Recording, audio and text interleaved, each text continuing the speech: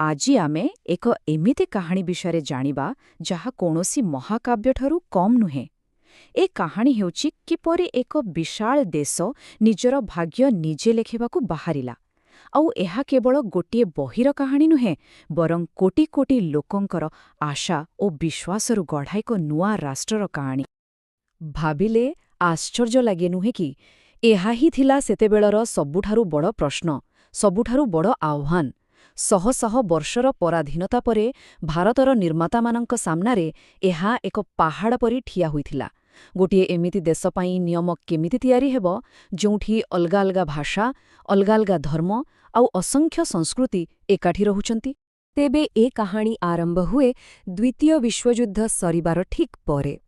ଯେତେବେଳେ ଯୁଦ୍ଧ ଶେଷ ହେଲା, ବ୍ରିଟିଶ ସାମ୍ରାଜ୍ୟର ଶକ୍ତି ବି କମି ଆସିଲା। ସେମାନେ ବୁଝିସାରିଥିଲେ ଯେ ଭାରତକୁ କ୍ଷମତା ହସ୍ତାନ୍ତର କରିବାର ସମୟ ଆସିଯାଇଛି, ଆଉ ଏହିଠାରୁ ହିଁ ଭାରତର ସ୍ୱାଧୀନତା ପାଇଁ ଏକ ନୂଆ ରାସ୍ତା ଖୋଲିଗଲା। ଏହି ପୂରା ପ୍ରକ୍ରିୟା ଗୋଟିଏ ଲମ୍ବା ଯାତ୍ରା ଥିଲା। ଦେଖନ୍ତୁ, 1945ରେ ବିଶ୍ୱଯୁଦ୍ଧ ସରିଲା। ଠିକ୍ ତା ପର ବର୍ଷ 1946ରେ ବ୍ରିଟିଶ କ୍ୟାବିନେଟ୍ ମିଶନ ଭାରତ ଆସିଲା, ଆଉ ସେହି ବର୍ଷ ହିଁ ସମ୍ବିଧାନ ସଭା ତାର କାମ ଆରମ୍ଭ କଲା। ଏହି ଯାତ୍ରା ଶେଷ ହେଲା 1949ରେ, ଯେମେ ସମ୍ବିଧାନକୁ ଗ୍ରହଣ କରାଗଲା, ଆଉ 1950ରେ ଏହା ପୂରା ଦେଶରେ ଲାଗୁ ହେଲା। ତେବେ ଏ କ୍ୟାବିନେଟ୍ ମିଶନ ପ୍ରକୃତରେ ଥିଲା କ'ଣ? ଏହା ଥିଲା କ୍ଷମତା ହସ୍ତାନ୍ତର ପାଇଁ ବ୍ରିଟିଶ ସରକାରଙ୍କର ପ୍ରଥମ ଆନୁଷ୍ଠାନିକ ପଦକ୍ଷେପ। ସେମାନେ ନିଜର 3 ଜଣ ବରିଷ୍ଠ ମନ୍ତ୍ରୀଙ୍କୁ ଭାରତ ପଠାଇଥିଲେ। ସେମାନଙ୍କର କାମ ଥିଲା ଭାରତୀୟ ନେତାମାନଙ୍କ ସହ ଆଲୋଚନା କରି ଏକ ବ୍ଲୁପ୍ରିଣ୍ଟ ତିଆରି କରିବା, ଯେଉଁଥିରେ ସ୍ପଷ୍ଟ ହେବ ଯେ ସମ୍ବିଧାନ କିଏ ଏବଂ କିପରି ତିଆରି କରିବ। ଆଉ ଏହି ଗୁରୁତ୍ୱପୂର୍ଣ୍ଣ ଦଳରେ ଥିଲେ 3 ଜଣ ପ୍ରଭାବଶାଳୀ ବ୍ରିଟିଶ ନେତା: ଲର୍ଡ ପେଥିକ୍ ଲରେନ୍ସ, ସର୍ ଷ୍ଟାଫୋର୍ଡ କ୍ରିପ୍ସ ଆଉ A.V. ଆଲେକ୍ଜାଣ୍ଡର। ଏହି 3 ଜଣଙ୍କ କାନ୍ଧରେ ହିଁ ଭାରତର ଭବିଷ୍ୟତ ପାଇଁ ପ୍ରାରମ୍ଭିକ ଯୋଜନା କରିବାର ବଡ଼ ଦାୟିତ୍ୱ ଥିଲା। ବ୍ରିଟିଶମାନେ ତ ଯୋଜନା ଆଣିଲେ, କିନ୍ତୁ ପ୍ରକୃତ କାମ ତ ଭାରତୀୟମାନଙ୍କ ହିଁ କରିବାର ଥିଲା। ବର୍ତ୍ତମାନ କାହାଣୀର ମୋଡ଼ ବଦଳିଲା। ଏବେ ଧ୍ୟାନ ବ୍ରିଟିଶ ଯୋଜନାରୁ ହଟି ଭାରତୀୟ ନେତାମାନଙ୍କ ଉପରକୁ ଆସିଲା, ଯେଉଁମାନେ ନିଜ ହାତରେ ନିଜ ଦେଶର ଭବିଷ୍ୟତ ଗଢ଼ିବାକୁ ଯାଉଥିଲେ। କିନ୍ତୁ ଏତେ ବଡ଼ କାମ ପାଇଁ ଲୋକ ବଛା ହେବେ କେମିତି? ସେତେବେଳେ ପୂରା ଦେଶରେ ସିଧାସଳଖ ଭୋଟ କରାଇବା ସହଜ ନଥିଲା, ତେଣୁ ଗୋଟେ ଅଲଗା ରାସ୍ତା ବଛାଗଲା।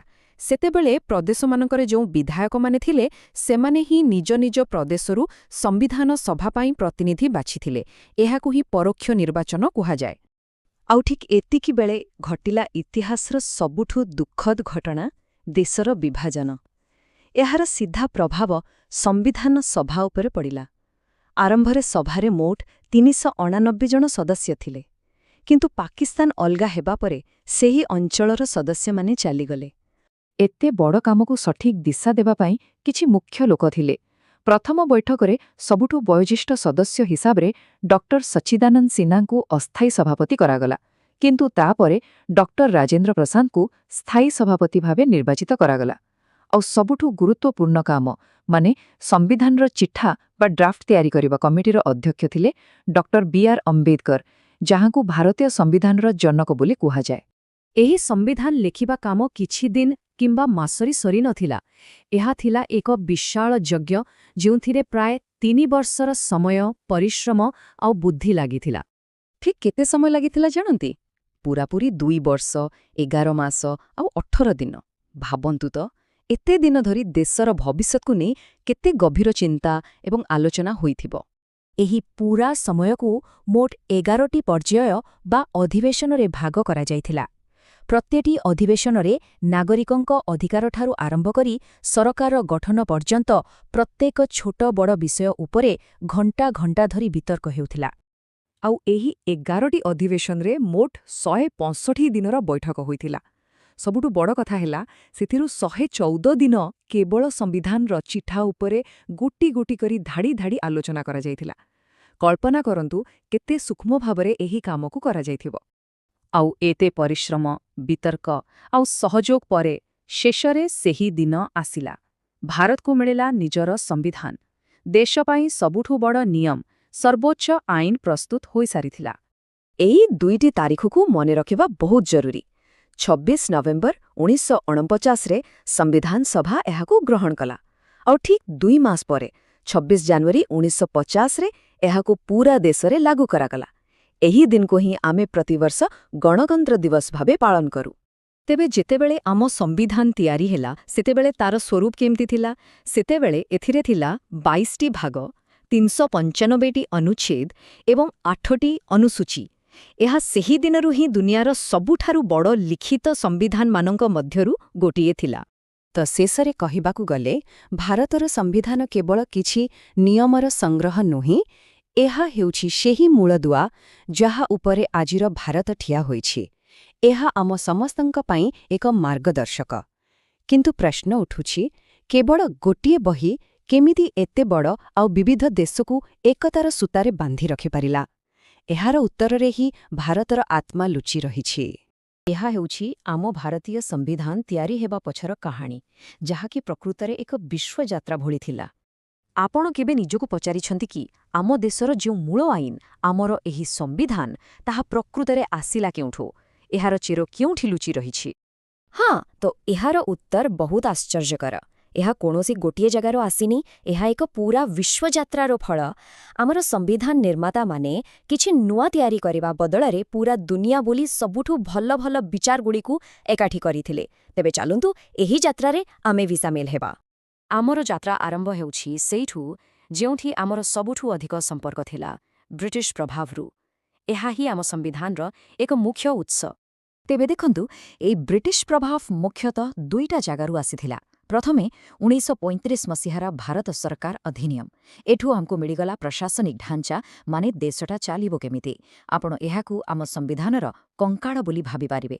ଆଉ ବ୍ରିଟିଶ ସମ୍ବିଧାନରୁ ଆମେ ଆଣିଲେ ତାର ରାଜନୈତିକ ସ୍ନାୟୁ ପ୍ରଣାଳୀ, ଯେମିତିକି ଆମର ସଂସଦୀୟ ବ୍ୟବସ୍ଥା, ଆଇନର ଶାସନ ଏବଂ କ୍ୟାବିନେଟ୍ ସିଷ୍ଟମ। ଠିକ୍ ଅଛି, ତ ଢାଞ୍ଚା ତ ମିଳିଗଲା, କିନ୍ତୁ ଗୋଟିଏ ସମ୍ବିଧାନର ଆତ୍ମା କ'ଣ?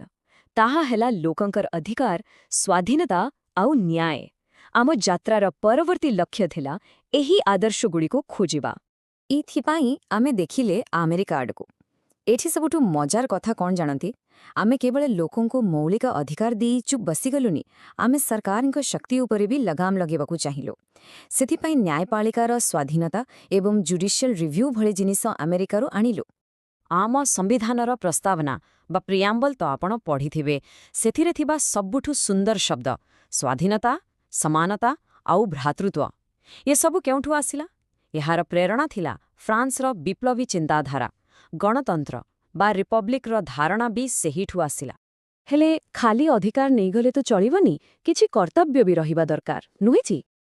ଏହି ଚିନ୍ତାଧାରା ଆମକୁ ପୂର୍ବତନ ସୋଭିଏତ୍ ସଂଘଠାରୁ ମିଳିଲା, ଆଉ ତା ସହିତ ସାମାଜିକ ଆଉ ଅର୍ଥନୈତିକ ନ୍ୟାୟର ଆଦର୍ଶ ମଧ୍ୟ ଆମେ ସେଠାରୁ ଆଣିଲୁ। ଏହା ଅଧିକାର ଆଉ କର୍ତ୍ତବ୍ୟ ଭିତରେ ଗୋଟେ ବହୁତ ସୁନ୍ଦର ସନ୍ତୁଳନ ରକ୍ଷା କଲା। ଓକେ, ତେବେ ଏବେ ଆସନ୍ତୁ ଦେଖିବା ଭାରତ ଭଳି ଏତେ ବଡ଼ ଆଉ ବିବିଧତାରେ ଭରା ଦେଶ ପାଇଁ କେନ୍ଦ୍ର ଆଉ ରାଜ୍ୟ ଭିତରେ ଶକ୍ତିର ସଂରଚନା କେମିତି ତିଆରି କରାଗଲା। ଭାରତକୁ ଏକାଠି ରଖିବାକୁ ହେଲେ ଗୋଟେ ଶକ୍ତିଶାଳୀ କେନ୍ଦ୍ର ସରକାରର ଦରକାର ଥିଲା। ଓ ଏହି ଆଇଡିଆ ଆମକୁ ମିଳିଲା କ୍ୟାନାଡାର ସମ୍ବିଧାନରୁ। ଏମିତି ଏକ ସଂଘୀୟ ବ୍ୟବସ୍ଥା ଯୋଉଠି ରାଜ୍ୟ ବି ରହିବ, କିନ୍ତୁ କେନ୍ଦ୍ରର ଶକ୍ତି ଟିକେ ଅଧିକ ରହିବ। ଏହାକୁ କ୍ୱାଜି ଫେଡରାଲ ବା ଅର୍ଦ୍ଧ ସଂଘୀୟ ବ୍ୟବସ୍ଥା ବି କୁହାଯାଏ।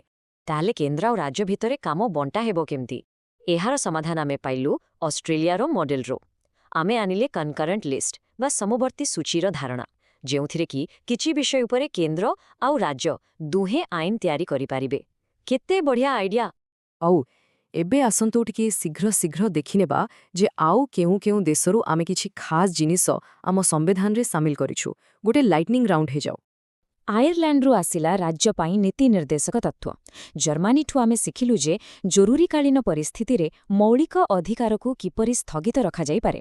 ସେହିପରି ଦକ୍ଷିଣ ଆଫ୍ରିକା ଆମକୁ ଦେଲା ସବୁଠୁ ଗୁରୁତ୍ୱପୂର୍ଣ୍ଣ ଜିନିଷ, ସମୟ ସହିତ ସମ୍ବିଧାନକୁ ବଦଳାଇବାର ପ୍ରକ୍ରିୟା।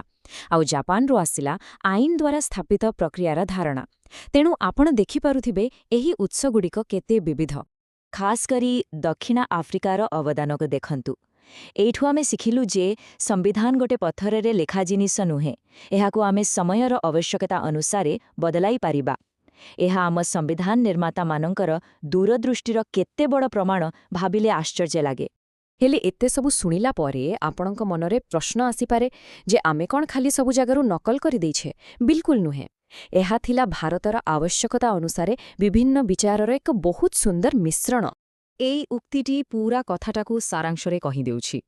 आमे पूरा दुनियारू प्रेरणा नेलु किंतु ताकू आखि बुझी ग्रहण कलु नाही। आमे सेगुड़िकु नहीं आम भारत माटी पाई आम लोकंक पाई जहा ठीक थिला सेहीपरी एक नुआ रूप देलु। भारतर संविधान हेउछि एक ज्वलंत उदाहरण जे किपरि आमे पूरा दुनियारू शिखी निज लोकंक पई एक संपूर्ण नुआ एवं स्वतंत्र जिनिस तयारी करि पारिलु। एहा आम संस्थापक मानकर ज्ञान आउ विश्व दृष्टिकोणर प्रमाण। शेषरे मु आपणंक पाई गोटे प्रश्न छाड़ी जाउछे।